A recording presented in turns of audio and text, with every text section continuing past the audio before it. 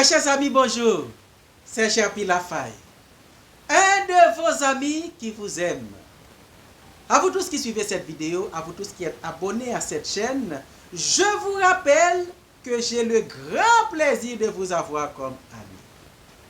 Bienvenue à la 67e vidéo où nous partageons ce sujet, nous et notre vie sur Terre. C'est important d'avoir de bonnes informations. Toutes nos décisions dépendent de nos connaissances. Autant que nous ayons de bonnes connaissances, des connaissances sur la vérité, la connaissance de la vérité, autant nous sommes capables de prendre de bonnes décisions pour notre vie, des décisions qui peuvent construire une vie de bonheur, une vie satisfaisante et sur la terre et dans l'éternité. Nos décisions ne se limitent pas, du moins nos décisions n'ont pas seulement des conséquences sur notre vie sur terre. Nos décisions ont aussi des conséquences sur notre vie dans l'éternité. Les décisions que nous prenons sur la terre détermineront notre condition de vie dans l'éternité. Par conséquent, il nous faut de bonnes connaissances, la connaissance de la vérité. Dans la vidéo précédente, on avait vu que Satan a perdu tout pouvoir sur la vie de l'homme depuis au moment où Jésus a ôté le péché sur la terre.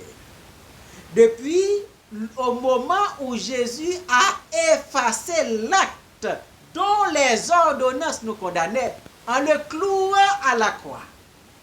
Eh bien, Satan a perdu tout pouvoir sur l'homme.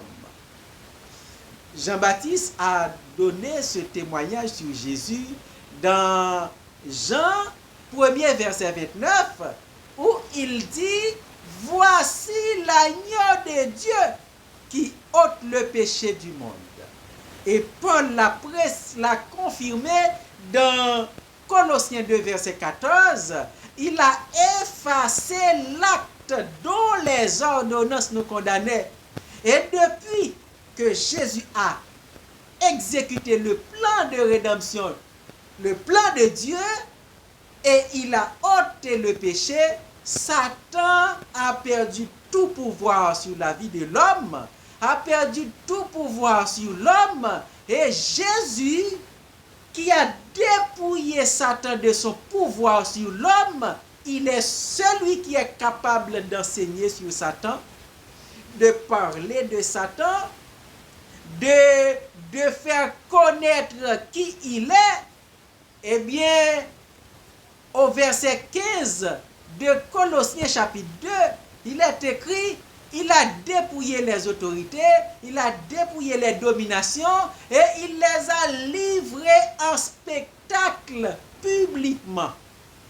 Et Satan est livré publiquement en spectacle parmi les hommes. Maintenant, tous les humains savent qui il est, ses limites, ses faiblesses, sa finalité. Les humains savent tout sur lui. Il est livré en spectacle. Et tous ceux qui se séparent de sa domination et qui répondent à l'appel de Christ, eh bien, maintenant, c'est eux qui ont le pouvoir sur Satan. C'est eux qui ont le pouvoir de dominer sur Satan. Ce sont eux qui ont le pouvoir de chasser Satan, chasser des démons. Et le pouvoir est renversé. Mais c'est merveilleux. Mais il y a quelque chose qui est bizarre. Hein? C'est bizarre pour que Satan est livré publiquement. Tout le monde sait qui il est. C'est l'instigateur du mal. C'est l'ennemi de Dieu, l'ennemi de l'homme. Il est celui qui fait qui impose le mal sur la terre. Et il a ses limites. Sa finalité, c'est le tourment de l'enfer. Et tous ceux qui le suivent partageront cette même finalité. Alors que, selon Matthieu chapitre 7, le verset 13 et 14, la majorité des gens sur la terre sont encore sous sa domination. Pourquoi?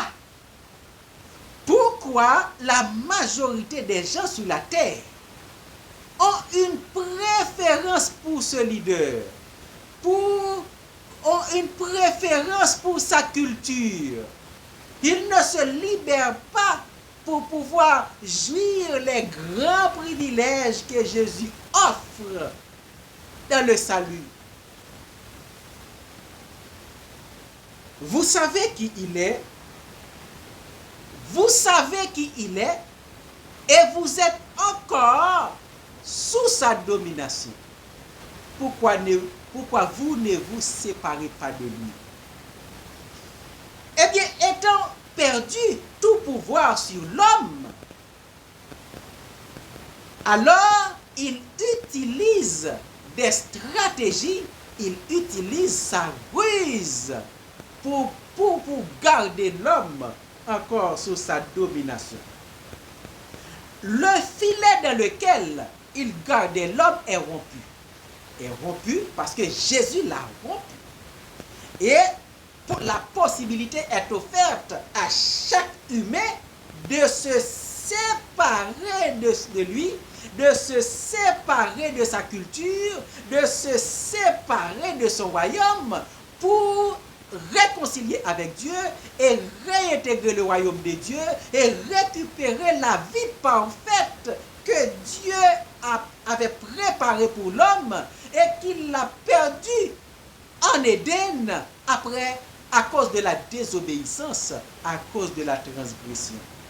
Mais maintenant, cette vie qui a été perdue, Jésus a donné la possibilité, à offrir la possibilité de récupérer cette vie parfaite. Alors que les humains sur la terre ont une préférence pour les ténèbres, ont une préférence pour la culture des ténèbres, pour la domination de Satan.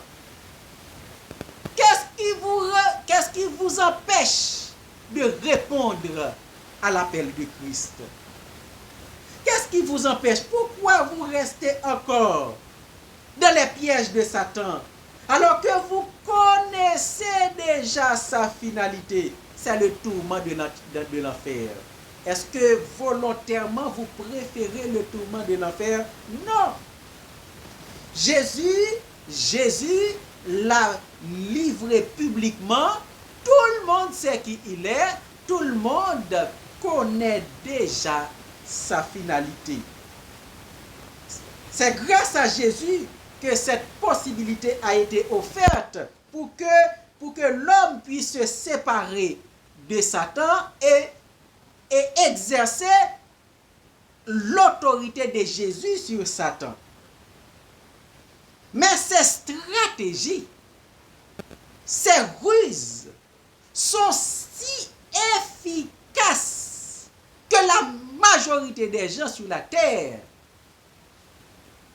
en dépit des connaissances qu'ils ont sur ce personnage, sur ce leader, ils préfèrent de rester sous sa domination. Selon Matthieu 7, verset 13, là, beaucoup préfèrent la culture qu'il donne, la culture qu'il impose. C'est pourquoi, au sein,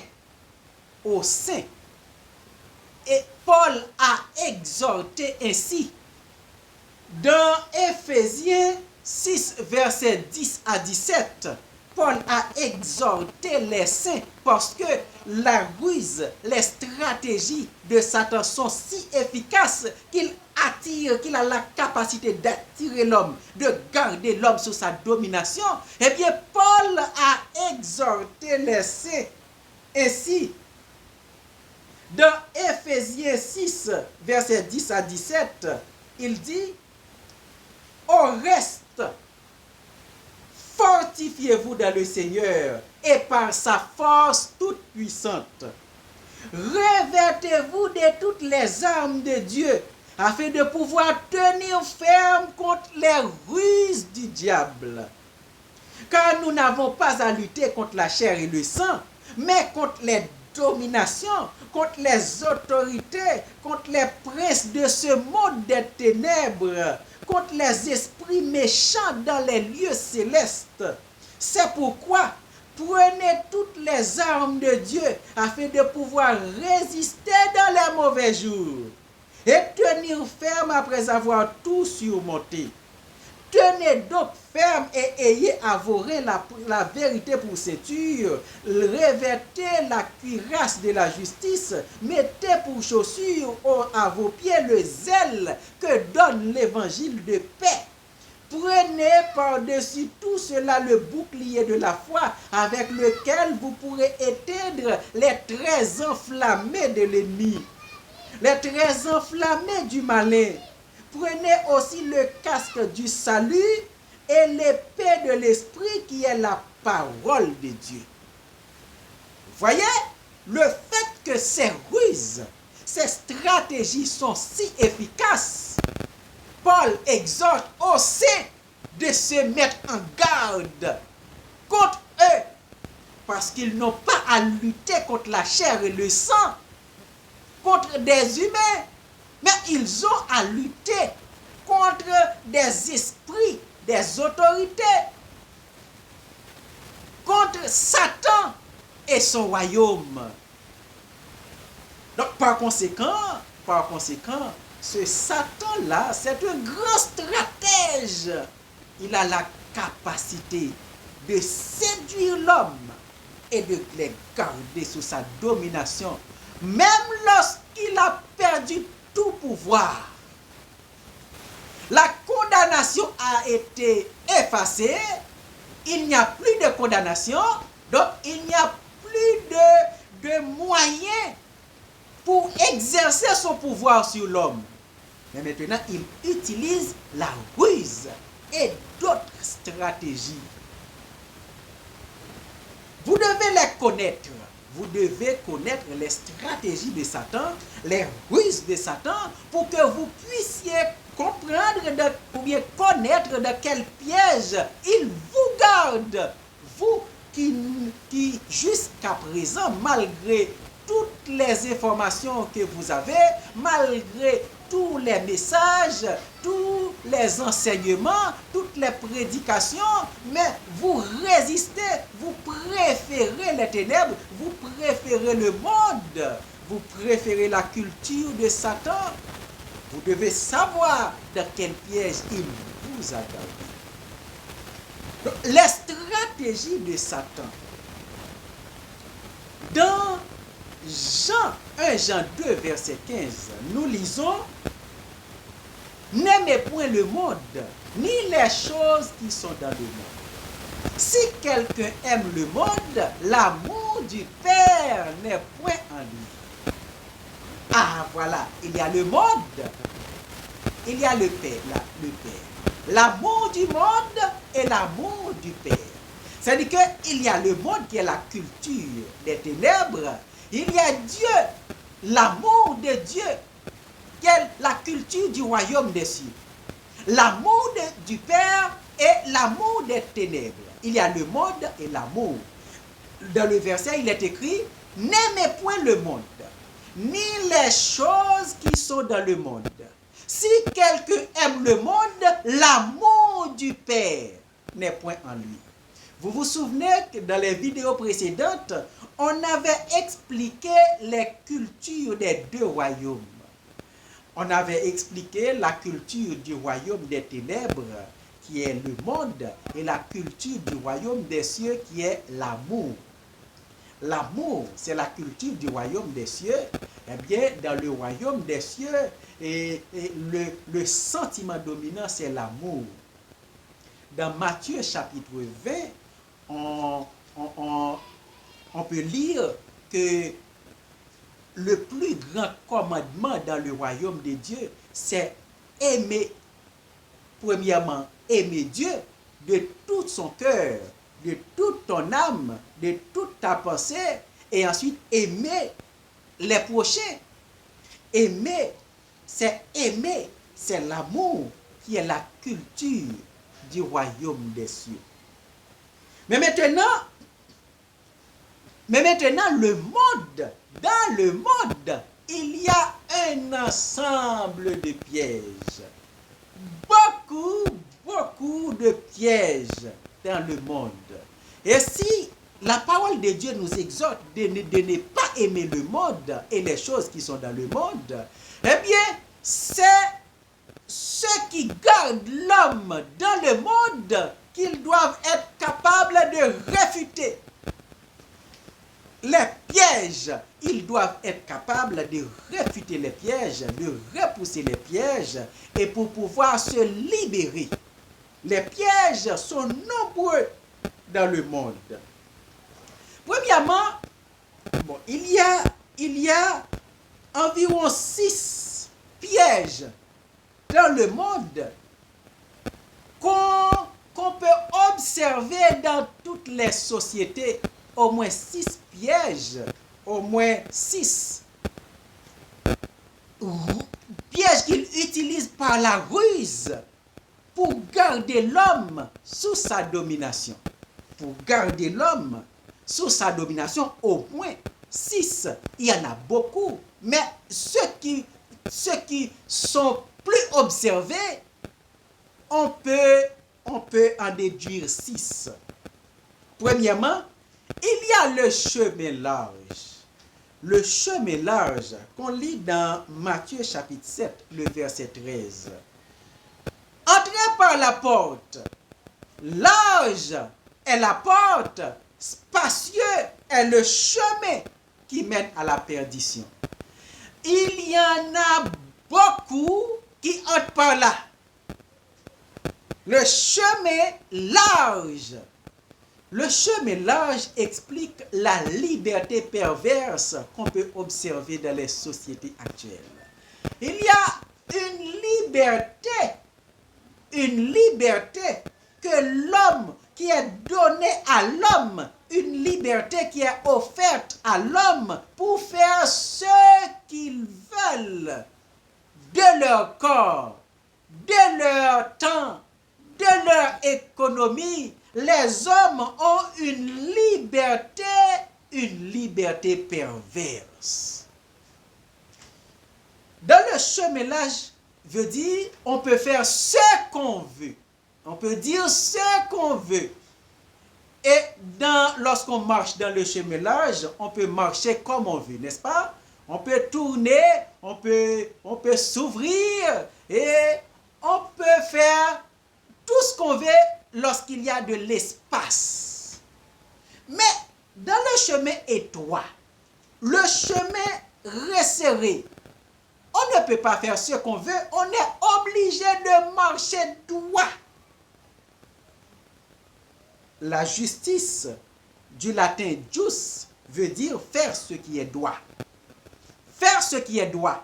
Donc, marcher dans le chemin étroit, dans le chemin resserré, c'est marcher droit. Marcher droit, c'est marcher selon la justice. C'est faire ce qui est droit.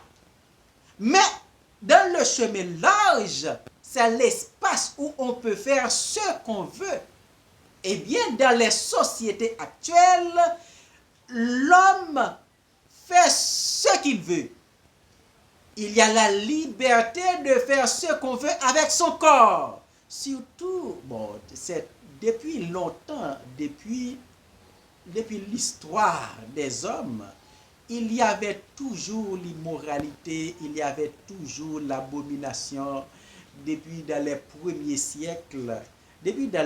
siècles, l'abomination régnait sur la terre et Dieu a plusieurs reprises, a pris la décision de détruire à cause de l'immoralité et de l'abomination.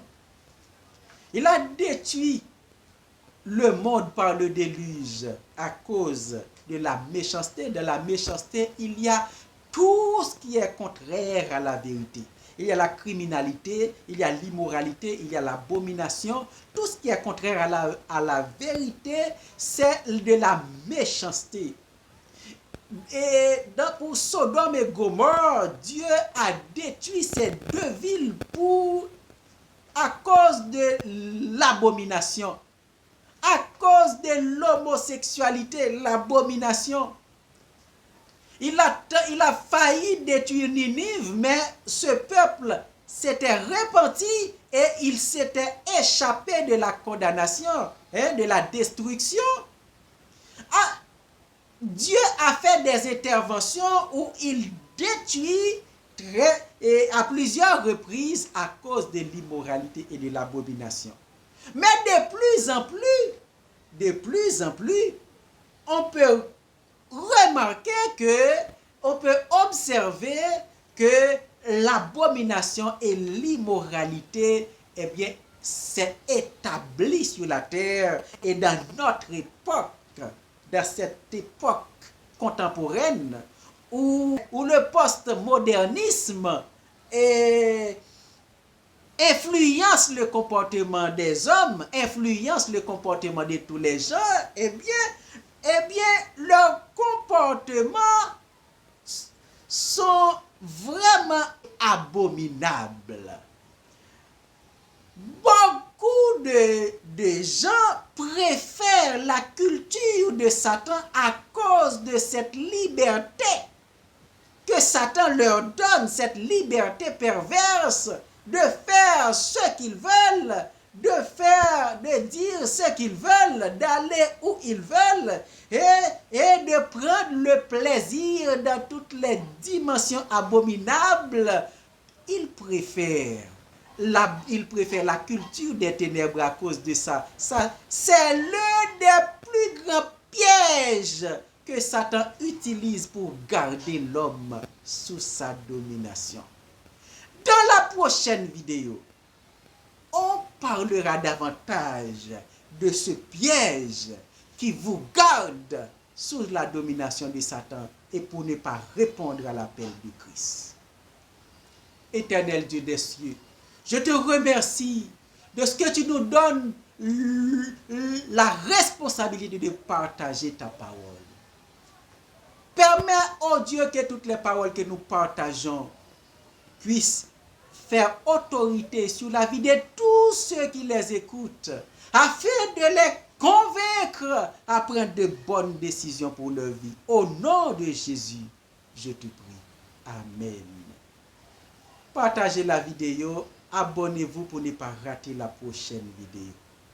Et faites part de vos questions dans les commentaires. À bientôt. Que Dieu vous bénisse.